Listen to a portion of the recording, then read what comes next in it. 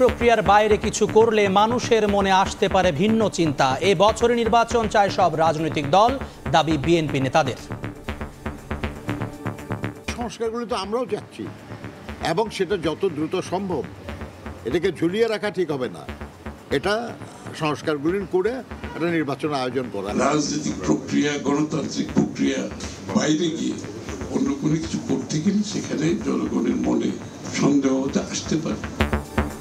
স্থানীয় নয়, সংসদ ভোটেই চোখ ইসির। একাদশ সংসদ নির্বাচনে অনিয়মে জড়িতদের খোঁজে মাঠে দুদক। জাতির সামনে সবচেয়ে বড় ফোকাস হচ্ছে সংসদ নির্বাচন।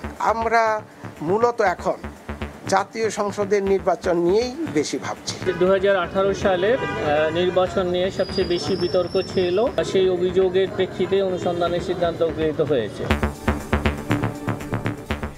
দেখছিলেন প্রধান শিরোনাম, রাতের সময় সঙ্গে আছি আমি জুম্মান সাদিক জ্যাভলিন। এবার অন্যান্য শীর্ষ সংবাদ। পাচার হওয়া টাকা ফেরাতে বিশ্ব নেতাদের সহযোগিতা চাইলেন প্রধান উপদেষ্টা। দাভোসে বেশ কয়েকটি সাইডলাইন বৈঠক। নতুন সমাজ বিনির্মাণে তরুণদের সুযোগ দেওয়ার আহ্বান। অবশেষে কিছু পণ্যে শুল্ক হার পরিবর্তন, বাড়বে না ওষুধের দাম। মোবাইল ফোন ও ইন্টারনেটে ভ্যাট প্রত্যাহার। বাজার নিয়ন্ত্রণে 10 লাখ টাকার চাল গম আমদানি করবে সরকার।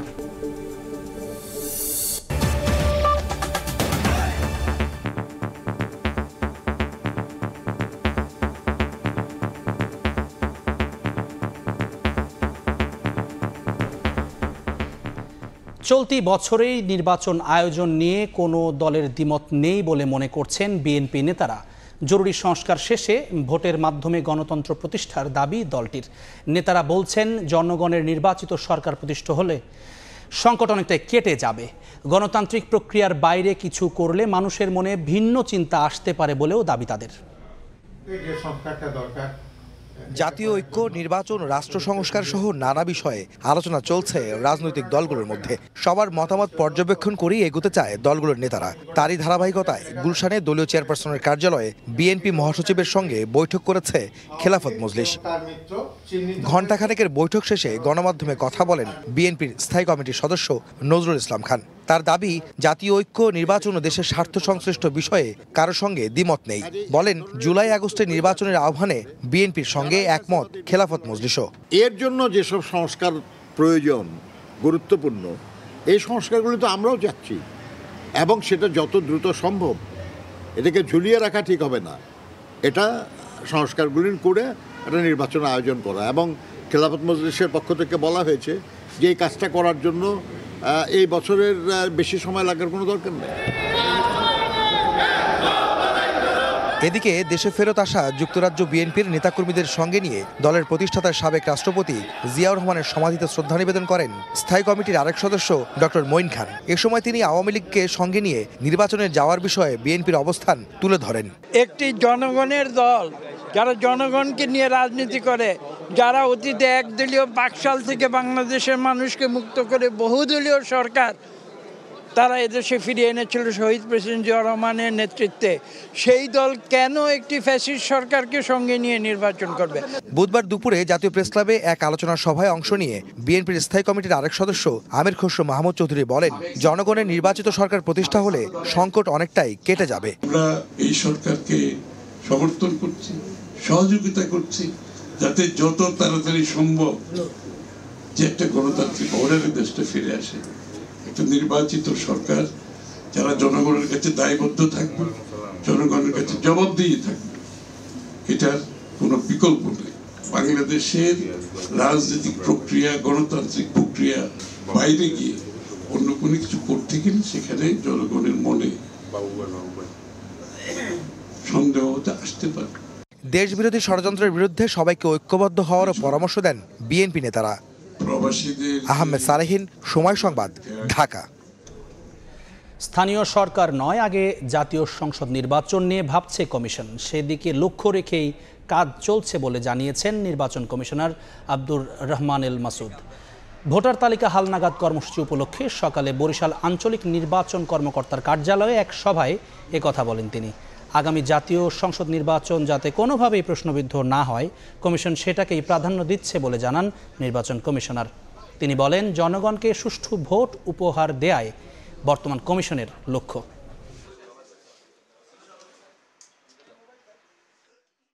জাতির সামনে সবচেয়ে বড় ফোকাস হচ্ছে সংসদ নির্বাচন।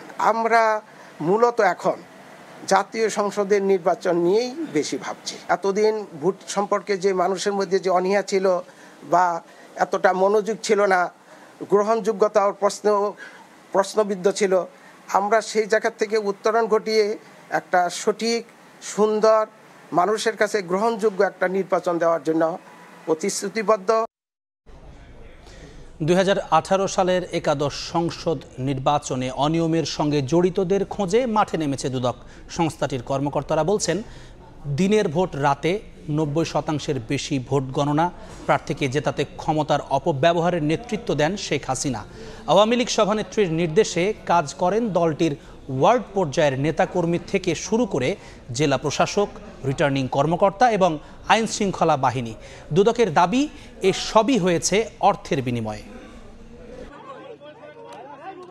2018 সালের একাদশ সংসদ নির্বাচনে দিনের ভোট রাতে হয়েছে এমন অভিযোগে সবসময় সোচ্চার ছিল বিএনপি সহ বিরোধী দলগুলো। তাদের দাবি, দাপট দেখিয়ে প্রশাসনকে ব্যবহার করে ভোটারবিহীন সেই নির্বাচনে ক্ষমতা দখল করে আওয়ামী লীগ।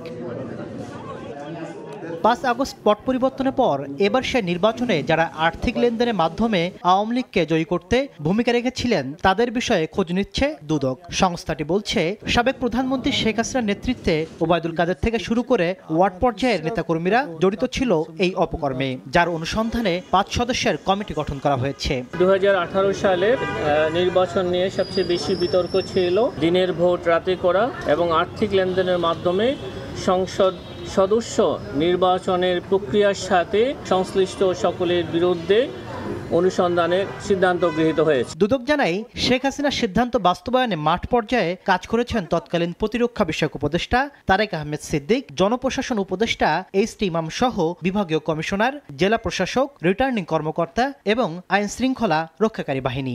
জেলা প্রশাসন আছে, পুলিশ প্রশাসন আছে, এখানে র্যাব আছে, অন্যান্য আইন শৃঙ্খলা বাহিনীর সদস্যরা আছেন, উপদেষ্টারা আছেন। সেই সময় যারা নির্বাচন পরিচালনা তদারকির সাথে যারা ছিলেন তাদের সকলে, যাদের সম্পৃক্ততা পাওয়া যাবে তারা সকলেই এর আওতায় আসবেন। এদিন 165 কোটি টাকা সন্দেহজনক লেনদেন ও 13 কোটি টাকার অবৈধ সম্পদ অর্জনের অভিযোগে মামলা হয়েছে সাবেক এলজিআরডি মন্ত্রী তাজুল ইসলাম ও তার স্ত্রীর বিরুদ্ধে।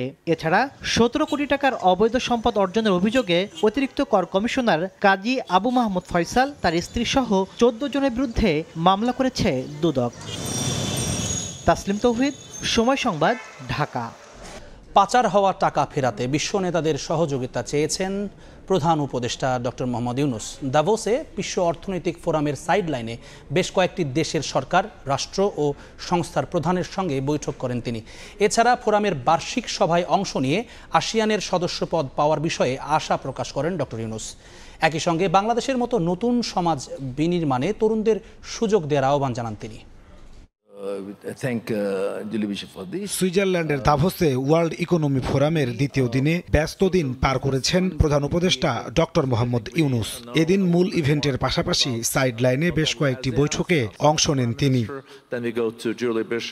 ফোরামে আসিয়ান নেতাদের সঙ্গে সংলাপে অংশ নেন প্রধান উপদেষ্টা। এ সময় সেখানে উপস্থিত ছিলেন মালয়েশিয়ার প্রধানমন্ত্রী আনোয়ার ইব্রাহিম ও ভিয়েতনামের প্রধানমন্ত্রী সহ অন্যরা। এ সময় ডক্টর মোহাম্মদ ইউনূস আসিয়ানের সম্ভাবনার কথা তুলে ধরেন। বলেন, এশিয়ার অর্থনৈতিক উন্নয়নে ব্যাপক ভূমিকা রাখতে পারে আসিয়ান। এই জন্য তিনি বেশ কিছু পরামর্শ তুলে ধরেন। বলেন, বাংলাদেশ আসিয়ানের অংশ হতে চায়, এজন্য আসিয়ানের নতুন চেয়ারম্যান আনোয়ার ইব্রাহিমের সহযোগিতা চেয়েছেন তিনি। Bangladesh should be part of ASEAN and as I said, I will hate myself.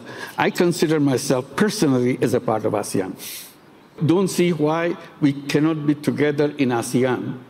And my friend Prime Minister Anwar has already assured me that somehow we will become a part of ASEAN, starting with the dialogue partner, which is available, hopefully, because emotionally we're so close to make it happen.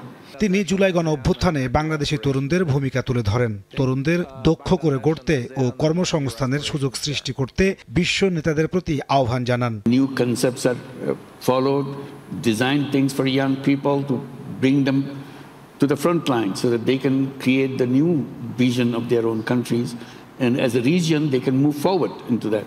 So this is what I see an opportunity for them, and they're very creative as a region. This is creativity and entrepreneurship is built into the society.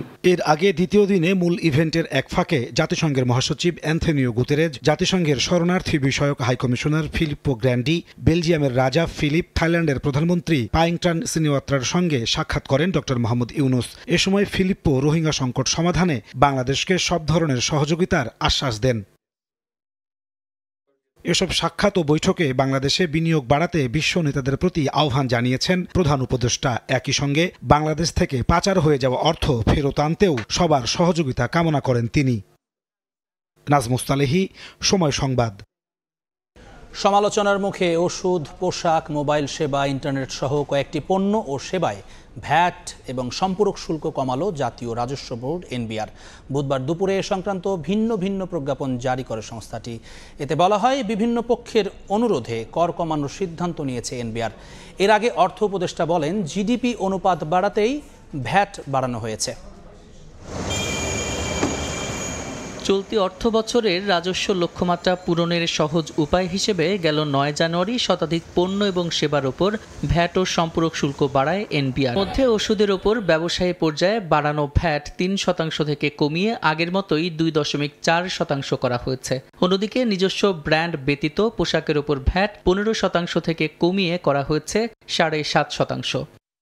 Mobile ফোনের রিম ও সিম সেবার ওপর 23% সম্পূরক শুল্ক আগের মতো 20% নামিয়ে আনা হয়েছে। অন্যদিকে আইএসপি সেবার ওপর 10% সম্পূরক শুল্ক সম্পূর্ণ প্রত্যাহার করে আগের মতো শূন্য করা হয়েছে। তারকা হোটেল ব্যতীত যেসব রেস্তোরাঁয় ভ্যাট বাড়িয়ে 15% করা হয়েছিল তা আবার 5% নামিয়ে আনা হয়েছে।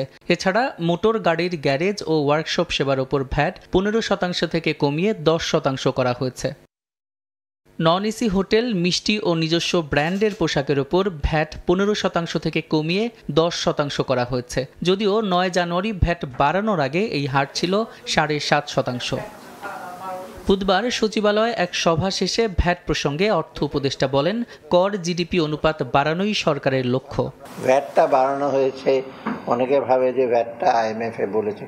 আপনি আমার কাছে তো ফিগার আছে প্রচুর, সেগুলো সব বাংলাদেশ হলো সবচেয়ে লোয়েস্ট ট্যাক্স পেইং নেশন, আমার কাছে বিস্তারিত আছেই। এদিকে রাজস্ব বোর্ড আশা করছে ভ্যাট ও সম্পূরক শুল্ক কমানোয় ভোক্তা পর্যায়ে খরচ বাড়বে না। সাদিক হাসান ইমন, সময় সংবাদ, ঢাকা। বাজার নিয়ন্ত্রণে বিভিন্ন দেশ থেকে 10 লাখ টন চাল ও গম আমদানি করবে সরকার, যার প্রতি কেজিতে খরচ পড়বে প্রায় 60 টাকা। দুপুরে সচিবালয়ে খাদ্য পরিধান ও পরিকল্পনা কমিটির বৈঠক শেষে এ কথা জানান খাদ্য উপদেষ্টা। 10 লাখ টন চাল গমের মধ্যে মিয়ানমার থেকে 22,000 টন চাল এসে পৌঁছেছে। পর্যায়ক্রমে আন্তর্জাতিক দরপত্রের মাধ্যমে ভারত, পাকিস্তান, ভিয়েতনাম থেকেও চাল আনা হবে। G2G ভিত্তিতে 2 লাখ টন গম আনা হবে রাশিয়া থেকে।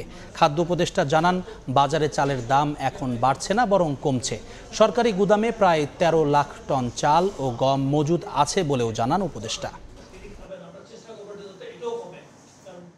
মায়ানমার থেকে 1 লক্ষ টন চালের জন্য আমরা চুক্তি হয়েছে, তার মধ্যে 22,000 টন চাল অলরেডি চট্টগ্রাম বন্দরে গেছে। আন্তর্জাতিক দরপত্রের মাধ্যমে সবচেয়ে বেশি চাল কেনা হচ্ছে। কিন্তু যেহেতু ভারতের চালের দাম কম, সরবরাহ খরচ তুলনামূলকভাবে কম, সুতরাং টেন্ডারে সোর্স হিসেবে ভারতই পাচ্ছে। আমার মনে হয় যেটা অস্থিরতা যেটা ছিল বাই দিস টাইম আপনি ডাউনওয়ার্ড ট্রেন্ডটা সম্ভবত লক্ষ্য করছেন। মোটা যে চালটা, স্বর্ণা বা গুটি স্বর্ণা চালটা 51 টাকাতেই হয় এবং ক্রমান্বয়ে এটা কমে আসছে। খালাস পাচ্ছেন গত সরকারের আমলে বানানো সাইবার সিকিউরিটি আইনে করা মামলার 90 থেকে 95% আসামি, এমনটাই জানালেন আইসিটি নীতি উপদেষ্টা ফাইয়াজ আহমেদ তৈয়ব। বিকেলে সাইবার সুরক্ষা অধ্যাদেশে আনা পরিবর্তনগুলো তুলে ধরতে আয়োজিত সংবাদ সম্মেলনে কথা জানান তিনি। একই সঙ্গে জানানো হয়, গণমাধ্যম সহ সব পেশাজীবীর মত প্রকাশের স্বাধীনতাকে সুরক্ষা দেবে নতুন অধ্যাদেশ। তবে 4 ধরনের অপরাধকে রাখা হয়েছে জামিন অযোগ্য হিসেবে। চেষ্টা করেছি এই আইনটিকে সর্বোচ্চভাবে মানবিক করার জন্য। আপনারা জানেন 9টি ধারা খারিজ হয়ে গেছে এবং যেই 9টি ধারায় ডিজিটাল সিকিউরিটি আইনে সর্বোচ্চ সংখ্যক মামলা হয়েছে, সেই মামলার এই 9টি ধারা যেহেতু রহিতকরণ করা হয়েছে, সেজন্য আমরা হিসাব করে দেখেছি প্রায় 90 থেকে 95% মামলা খারিজ হয়ে যাবে। ফলে আসামিরা সেখান থেকে নিস্তার পাবে। নতুন অধ্যাদেশ হালনাগাদের ফিরিস্তি তুলে ধরতে বুধবার বিকেলে রাজধানীর আগারগাঁওয়ে তথ্য ও যোগাযোগ প্রযুক্তি বিভাগে আয়োজিত এই সংবাদ সম্মেলনে জানানো হয়, সকলের মত প্রকাশের স্বাধীনতাকে সুরক্ষিত করেছে নতুন অধ্যাদেশ। তবে 4 ধরনের অপরাধকে বিবেচনা করা হয়েছে জামিন অযোগ্য হিসেবে। প্রস্তাবিত অধ্যাদেশে অজামিনযোগ্য ধারার সংখ্যা মোট 4টি, যেটা আপনারা ধারা 17, ধারা 18-এর 1-এর গ, ধারা 19 এবং 22। যে কোনো ধরনের পেশাজীবী হোক, গণমাধ্যম, আইনজীবী, ডাক্তার, ইঞ্জিনিয়ার, অন্য যে কারো বিরুদ্ধে কোনো নিপীড়নমূলক বিধান, বিধিবিধান বা কালাকানুন প্রস্তাব করেনি। সুতরাং এই আইনের যে সুরক্ষা, এই সুরক্ষা বাংলাদেশের সব পেশাজীবীদের জন্য নিশ্চিত করা হয়েছে বলেই আমি মনে করি। নতুন অধ্যাদেশে 24 ঘন্টা ইন্টারনেট পাওয়ার অধিকারকে সুরক্ষা দেওয়া হয়েছে। আগামীতেও কোনো সংযোজন বিয়োজন করার প্রয়োজন হলে তা করা হবে বলেও জানানো হয় এই সংবাদ সম্মেলনে। সাইবার স্পেস কিন্তু যথেষ্ট ওয়াইড, এবং এই ওয়াইড স্পেসে আমার প্রোটেকশনটাও অত্যন্ত জরুরি।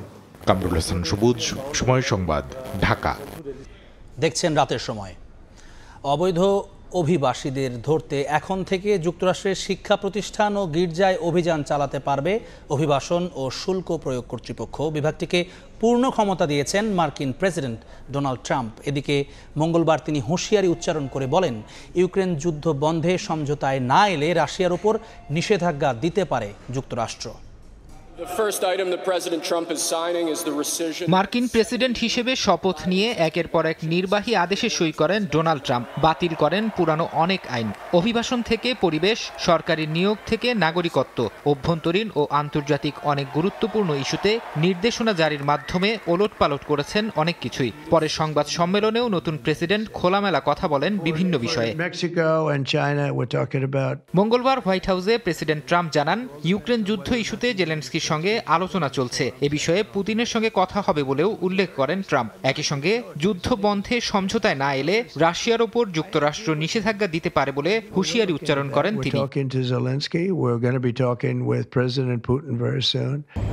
তুষার ঝড়ের আঘাতে বিপাকে যুক্তরাষ্ট্রের দক্ষিণাঞ্চলের বাসিন্দারা। প্রচণ্ড ঠান্ডায় এখনো পর্যন্ত প্রাণ হারিয়েছেন 4 জন। ভারী তুষারপাত ও প্রচণ্ড ঠান্ডার কবলে পড়েছে টেক্সাস, ফ্লোরিডা সহ বেশ কয়েকটি অঙ্গরাজ্য। কোনো কোনো জায়গায় 10 ইঞ্চির বেশি তুষারপাত হয়েছে। বাতিল হয়ে গেছে বিভিন্ন বিমানবন্দরের 2000-এর বেশি ফ্লাইট। স্থানীয় সময় মঙ্গলবার যুক্তরাষ্ট্রের দক্ষিণাঞ্চলে ভয়াবহ শীতকালীন ঝড় আঘাত হানে। শক্তিশালী এই ঝড়ের প্রভাবে ভারী তুষারপাতে প্রচণ্ড ঠান্ডায় বিপর্যস্ত হয়ে পড়েছে টেক্সাস থেকে শুরু করে Louisiana, Mississippi, Alabama, Georgia, South Carolina ও ফ্লোরিডার বাসিন্দাদের জনজীবন। তীব্র ঠান্ডায় টেক্সাস ও আলাবামা অঙ্গরাজ্যে কয়েকজন প্রাণ হারিয়েছেন। এছাড়া কয়েকটি অঙ্গরাজ্যে সতর্কতা জারি করা হয়েছে। কোথাও কোথাও 10 ইঞ্চির ওপরে তুষারপাত হয়েছে। নিউ ইয়র্কেও 18 ইঞ্চি তুষারপাত হয়েছে। বাসিন্দারা বলছেন, এত ভারী তুষারপাতের কবলে আগে কখনো পড়েননি তারা। আমি বাইরে হাঁটতে এসেছিলাম। আমি একটি হাসপাতালে রাতে কাজ করি। এখন আমাদের দিন ও রাতের শিফট থাকে হাসপাতালে। কর্তৃপক্ষ চায় না মানুষ গাড়ি চালাক, তাই আমি এখানেই থাকি। বিরতিতে এসে পার্কে ঘুরে বেড়াই। বন্ধ ঘোষণা করা হয়েছে অঙ্গরাজ্যগুলোর অনেক বিদ্যালয়ে। বাতিল হয়ে গেছে অঞ্চল জুড়ে বিভিন্ন বিমানবন্দরের 2000-এর বেশি ফ্লাইট। এছাড়া 3000-এর বেশি ফ্লাইট বিলম্ব হয়েছে। বন্ধ হয়ে গেছে অঙ্গরাজ্যগুলোর গুরুত্বপূর্ণ অনেক সড়ক। জরুরি প্রয়োজন ছাড়া ঘরের বাইরে না যাওয়ার পরামর্শ দিয়েছে কর্তৃপক্ষ। এছাড়া বিদ্যুৎ বিচ্ছিন্ন হয়ে পড়েছে টেক্সাসের দক্ষিণ পূর্বাঞ্চলের বেশ কিছু ঘরবাড়ি।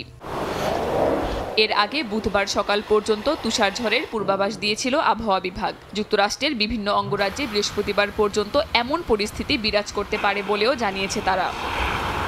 কাকুলি আখতার, সময় সংবাদ। এ পর্যায়ে শীর্ষ সংবাদ জানিয়ে দিচ্ছি আরেকবার। গণতান্ত্রিক প্রক্রিয়ার বাইরে কিছু করলে মানুষের মনে আসতে পারে ভিন্ন চিন্তা। এ বছরে নির্বাচন চায় সব রাজনৈতিক দল, দাবি বিএনপি নেতাদের। সংসদ ভোটে চোখ ইসির। একাদশ সংসদ নির্বাচনে অনিয়মে জড়িতদের খোঁজে মাঠে দুদক। আওয়ামী লীগ ও কমিশনের ক্ষমতার অপব্যবহার আর আর্থিক লেনদেন খতিয়ে দেখবে সংস্থাটি। এবং পাচার হওয়া টাকা ফেরাতে বিশ্ব নেতাদের সহযোগিতা চাইলেন প্রধান উপদেষ্টা। দাভোসে বেশ কয়েকটি সাইডলাইন বৈঠক, নতুন সমাজ বিনির্মাণে তরুণদের সুযোগ দেওয়ার আহ্বান।